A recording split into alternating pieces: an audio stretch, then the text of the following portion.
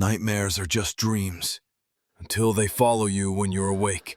This is the terrifying true story of a woman who found out what happens when the thing you fear most doesn't just live in your head, it lives in your house. This story is called The Night Visitor. My name is Emily Warren. I'm 33 years old. I work as a nurse in a quiet suburban town just outside Chicago. I've always lived a normal, predictable life. I don't drink much, I don't do drugs, and I've never had any kind of mental illness. I tell you this because what happened to me was real, and I need you to believe me. It all started in January. The first nightmare came the night after a 12-hour hospital shift. I had just crawled into bed around midnight. My back ached. My feet throbbed. I remember lying down and staring at the ceiling for a few minutes before I passed out. Then, the dream. In the dream, I woke up in my own bed, but something was wrong. Everything in my room looked darker than it should have, like someone had turned the brightness down and the shadows had deepened. That's when I heard it, a voice, whispering my name. Emily. It came from the hallway. I sat up in bed, my chest already tight with fear. In the dream, I slowly stood and opened the door. The hallway was pitch black. Then, at the far end, I saw it, a figure, tall, thin, wrong. Its arms hung too long, its head tilted unnaturally to the left. It had no eyes, just a smooth, pale face, like clay that had been smoothed over. And yet, I could feel it watching me. It didn't move until I blinked. The moment my eyes shut, it was right in front of me. I could feel its breath. It whispered one word, mine. And then I screamed and woke up in my bed, sweating, heart racing. The sun was just rising. It was just a dream. That's what I told myself. I didn't know. It was only the beginning. I didn't sleep well the next night. I kept the hallway light on. I even kept my bedroom door open. It sounds stupid, but it made me feel safer. That night, I didn't dream, just tossed and turned. But the next night, the dream came back. Same hallway, same figure.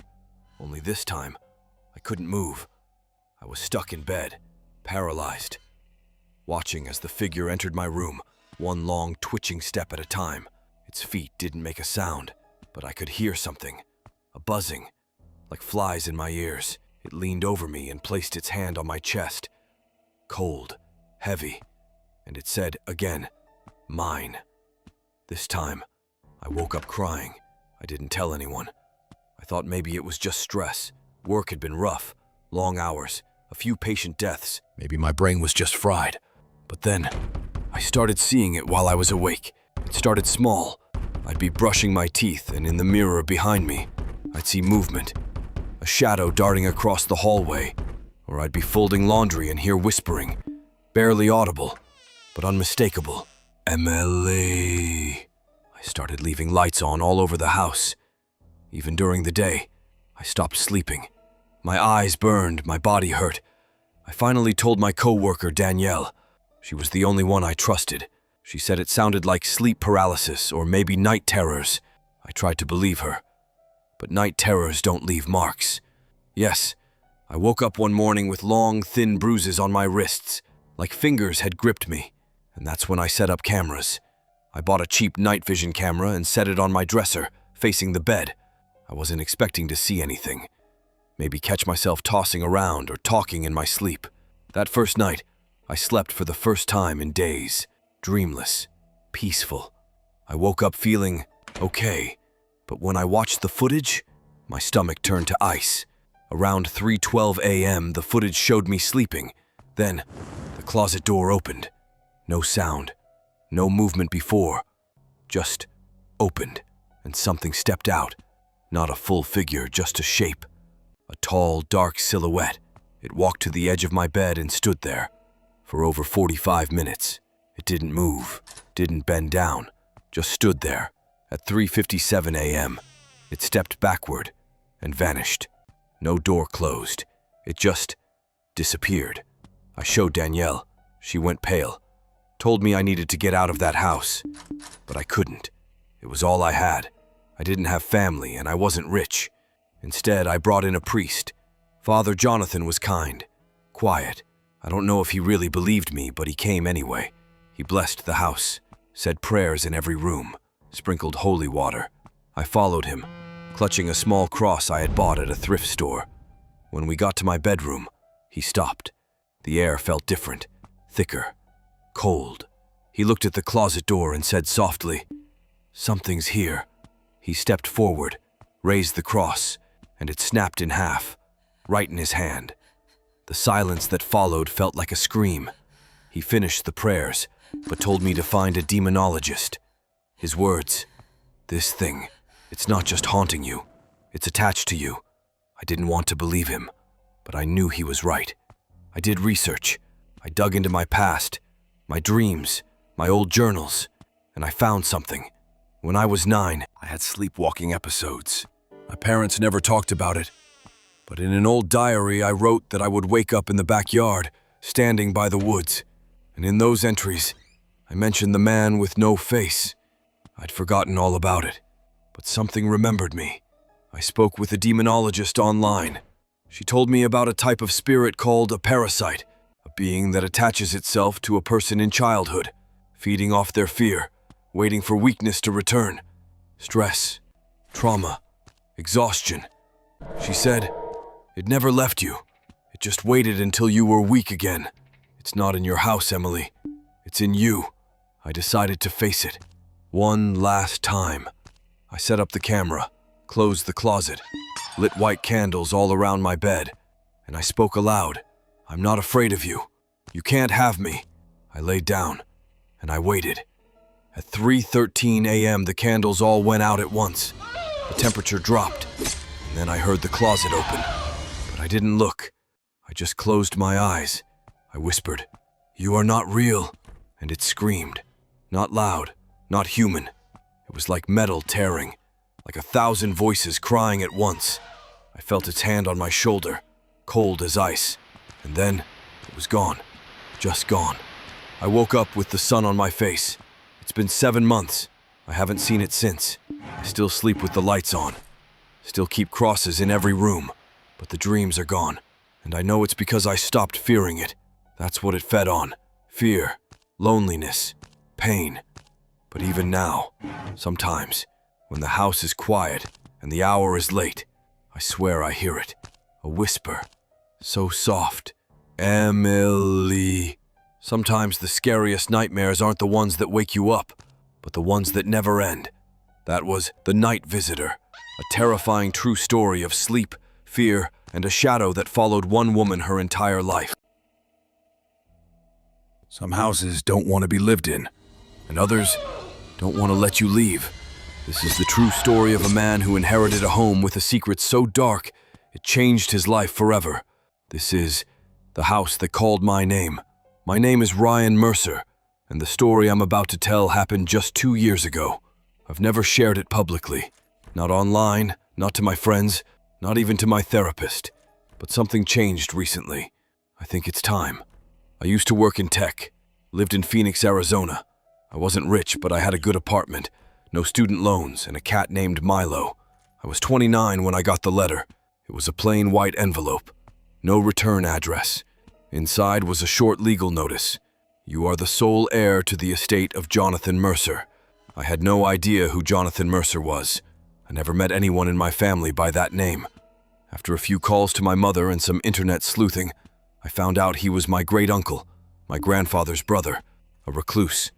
Apparently, he had died in a remote cabin in Colorado. No children, no wife, just me. I wasn't sure what to think, but the lawyer insisted it was real. The cabin and its contents were mine. At first, I didn't plan to go, but curiosity got the best of me. Plus, I'd been feeling burned out. I had unused PTO, so I packed up, left Milo with a friend, and drove 13 hours north into the mountains. The house was about 40 minutes outside a town called Elk Pine. You wouldn't find it on most maps. There were no neighbors, no paved roads. The last 5 miles were all dirt and gravel. When I pulled up to the cabin, I felt uneasy.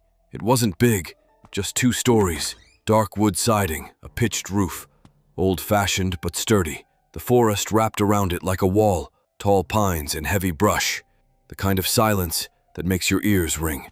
I unlocked the front door with the key the lawyer had mailed me. The hinges groaned. Dust floated in the air like smoke. It smelled like mold and cedar and something else, like iron or blood. Inside, everything was exactly how he left it. Furniture covered in sheets, books on the shelves, old pictures on the walls, no electricity, no running water, just an old fireplace and oil lamps. I stayed 2 nights. That should have been it. I should have left, but the house, it wanted me there. The first night was cold. I built a fire, opened a can of chili, and flipped through some of the books.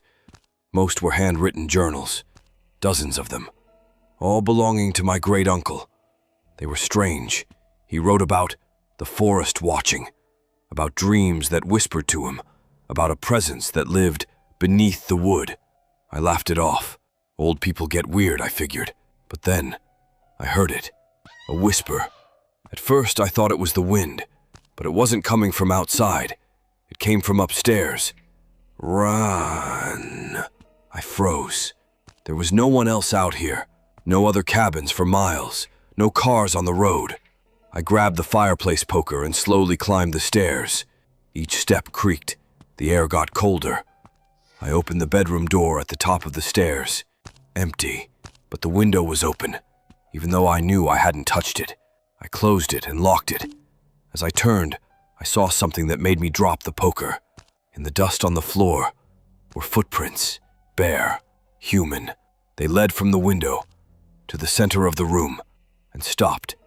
I barely slept that night. I stayed downstairs with the fire roaring and every lamp lit. The second night, I decided I'd leave the next morning. I packed most of my stuff, kept my shoes on, and kept the poker nearby. That night, I dreamed. I was in the woods, naked, cold. The trees surrounded me like a prison, and I heard something, whispering my name. Run. Come back. I turned and saw the cabin in the distance, but it looked different, rotten, twisted, alive. Something stood in the doorway. Tall, thin, its arms too long, its eyes black holes. When I woke up, I was lying on the forest floor, outside the house. No shoes, no shirt, just my pants, covered in dirt and pine needles. It was 3:47 a.m. The cabin door was wide open. I didn't go back inside. I sat in the car until sunrise, locked the doors, shaking, trying to explain how I got there. Sleepwalking, maybe, but I've never done that before. Never. I left that morning and drove straight back to Phoenix. I didn't look back, but that wasn't the end, not even close. 3 weeks later, I started dreaming again. Not the same dream, different versions. Always the forest, always the house, always that voice calling me. I tried everything. Sleep meds, therapy. Nothing worked. And then, one night, I woke up to find something in my apartment had changed. My bookshelf. In the middle sat one of the journals from the cabin. I swear to you, I didn't bring it back. I had left everything behind. But there it was, covered in dust. My name written on the cover. Inside was a message. You were always meant to come back. That night, Milo disappeared. I searched everywhere.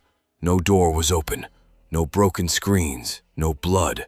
Just gone. In the middle of my bed, where he usually slept, was a single pine needle. I snapped. I got in the car and drove back to Colorado. I didn't stop. I didn't think. I just drove. When I arrived, the house looked different. The wood was darker, wetter, like it had been raining only on it. Inside, everything was exactly how I'd left it, except for one thing. There was a staircase going down. Before, there had only been 2 floors. Now there was a door in the kitchen leading to a basement. I didn't want to open it. I really didn't. But I did. The stairs led deep into the ground, far deeper than the house could allow. The air grew thick, wet. I heard whispers, dozens, hundreds, all calling my name. At the bottom was a room. Stone walls, candles, symbols carved into the floor, and in the center, a wooden chair, with my cat Milo sitting calmly on it, alive, unharmed, staring straight at me. When I stepped into the room, the door slammed shut behind me, and the whispers stopped. I don't remember what happened next. I woke up 2 days later in a motel in Elk Pine. Milo was gone. So was my car. I had bruises on my wrists and ankles, like I'd been tied. I called the police. They went to the cabin. It was gone, not abandoned, not destroyed, gone. The land where it stood was empty. Just pine trees and grass, no house, no foundation, nothing. I've been in therapy ever since. I moved to another state, changed my number, blocked all contact with the lawyer, but sometimes, late at night, I hear the wind shift outside my window, and I smell cedar, and I swear, I hear my name, Ryan. Not all inheritances are gifts, some are curses, and some places remember your name forever. That was the true story of the house that called my name. When you fall asleep, your mind is supposed to rest. But what if sleep becomes a trap? What if each time you close your eyes, you step into a place more real and more dangerous than the world you left behind? This is the terrifying true story of a student who became lost in his own dreams. This is Trapped in Sleep. My name is Adam Herrera. I'm 21 years old, and until a year ago, I was just a regular college student at a university in New Mexico. I had a part-time job at a bookstore, a decent GPA, and a roommate who was more into video games than showering. Life was boring, predictable. That all changed during midterms of my junior year. It started with a dream. The first one wasn't that scary, more strange than anything else. In the dream, I was walking through a hallway, endless. The lights above me flickered, and the carpet felt like it was sucking at my feet, like wet sand. I remember the sound of a ticking clock somewhere behind me, but no matter how far I walked, I never found a door, just hallway after hallway. When I woke up, I felt drained, like I hadn't slept at all. My head throbbed, my eyes were dry. I shrugged it off as stress. I was studying, staying up too late, drinking too much caffeine. It made sense. But the next night I had the same dream, only this time I wasn't alone. Halfway down the hallway I saw a person ahead of me. They were standing still, facing away from me. I called out, "Hey, where's the exit?" The figure didn't move. Then, after a moment, they lifted one hand and pointed behind me. I turned around and saw nothing but blackness, like the hallway had been swallowed by a void. When I turned back, the figure was inches from my face. Its eyes were missing, its mouth sewn shut with black thread. And then I woke up, gasping, soaked in sweat. For the next week, I had the same dream every night. The hallway, the ticking clock, the figure. Each time it got closer. Each time I woke up more tired. One night I didn't wake up. At least that's what it felt like. That night the dream changed. I was still in the hallway, but now there were doors on either side. Closed, rusted, and vibrating slightly, like something was inside each one trying to get out. I didn't know which door to open, so I kept walking. Eventually I reached the end. A massive iron door, covered in scratches. The figure stood in front of it. I said nothing this time. It raised a hand and pointed at the door, and then it whispered something for the first time. "Choose." I opened the door. Inside was a classroom. My classroom. My actual psychology class.